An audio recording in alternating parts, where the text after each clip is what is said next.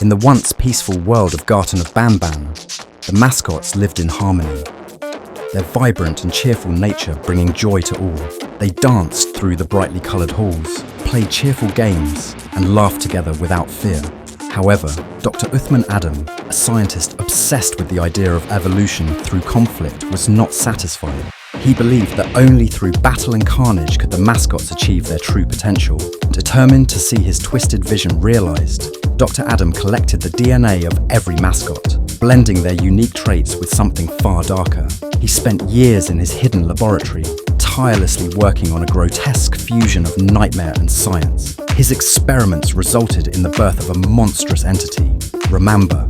Towering over the mascots, it bore the grotesque head of a demonic goat, its twisted horns spiralling into the sky, while its body slithered like a hellish serpent. Its gnarled claws left deep scars in the walls as it moved, its breath reeking of decay and sulfur. But its most terrifying trait was the hellish energy coursing through its veins, an unholy force that corrupted everything it touched, warping the very air around it into a nightmarish haze.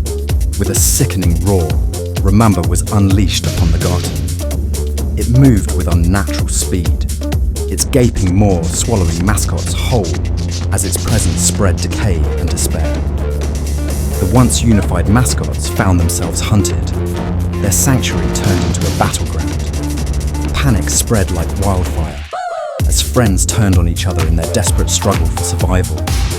Fear gave way to fury as they resolved to fight back, unknowingly playing into Dr. Adam's hands. The hellish energy radiating from Ramamba seeped into their bodies, warping them, changing them. Their once bright and cheerful colours darkened, their eyes losing their innocence. Each battle against the beast drove them further from their original selves, unlocking incredible strength but eroding their mind. Some mascots succumbed to madness, while others became something monstrous. None suffered this transformation more than Banban himself. Banban had always been a beacon of leadership among the mascots, a symbol of unity. He had guided them through dark times before, but as he fought Ramamba, the hellish corruption took hold.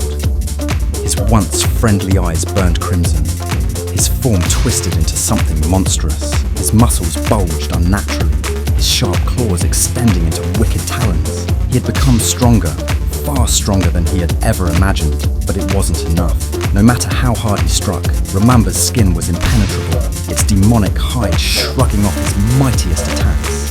Banban's mind teetered on the edge of oblivion. The corruption whispered to him, urging him to give in, to become something more. Memories of his friends and the world they had built flickered like dying embers in his mind. But through the madness, one final thought surfaced. A desperate, reckless plan.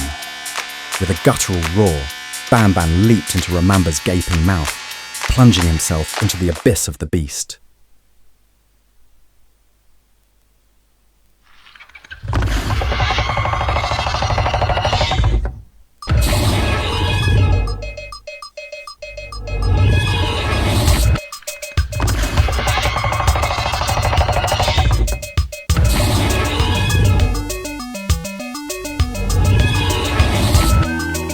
Within its cavernous belly, surrounded by writhing darkness and unholy energy, Banban unleashed his full might. Claws and fangs that had once belonged to a gentle guardian tore into Ramamba's insides. The beast shrieked in agony, thrashing wildly as its body began to collapse upon itself. The other mascots watched in stunned horror as the monster that had terrorized them was finally brought low. But their victory came at a terrible price. The hellish corruption within Ramamba was too potent. Trapped within its decaying body, Banban absorbed too much of its vile energy. When he finally emerged, he was no longer the same. His form had stabilized, but he was something else now. Something darker, something beyond the Banban they had once known. His power was unparalleled, his very presence now a looming shadow over the mascots. But his mind remained fractured, forever changed by the hellish influence. Dr. Uthman Adam watched from the shadows, a sinister smile creeping across his face. His experiment had been a success. The mascots had evolved, but at the cost of their innocence. Banban, the once beloved protector, had become a being of darkness, A testament to the power of conflict, the other mascots, now bearing their own irreversible transformations, could only watch in fearful silence. The Garten of Banban would never be the same again. A new era had begun, one shaped by the shadows of what was lost and the ever-looming spectre of what they had become.